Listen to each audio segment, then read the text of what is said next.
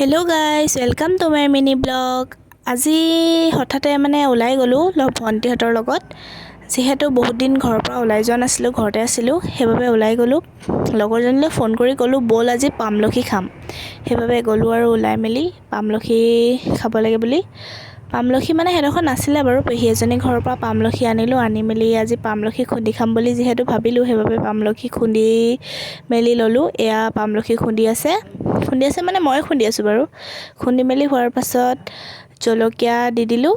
তাৰপিছত ভণ্টিয়ে চাব দেই ডাবৰটোকে বহাই ল'লে। খাই লয় বোলে তাই, তাৰপিছতহে কিবা ক'ব। এয়া জলকীয়া ছিঙি ল'লে।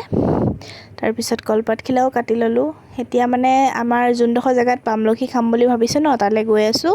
জেগাডোখৰ চাওক না, কঠীয়া পাৰি থৈছে, কিমান ধুনীয়া ভিউটো। সেইবাবে অলপমান ভিডিঅ'ত উঠাই থ'লোঁ আৰু আপোনালোককো দেখাম বুলি যিহেতু মই ভাবিছিলোঁ, সেইবাবে ভিডিঅ'টো কৰিলোঁ। এতিয়া পামলখি খোৱাৰহে কথা আৰু, যিহেতু খুন্দি মেলি আনিলোঁ। আনি পানি ইয়াত বহিলোঁ, চবকে দেখাই দিলোঁ কোন কোন আছে মোৰ লগত। এইকেইজনী ভণ্টি আৰু লগৰ এজনীও আছে।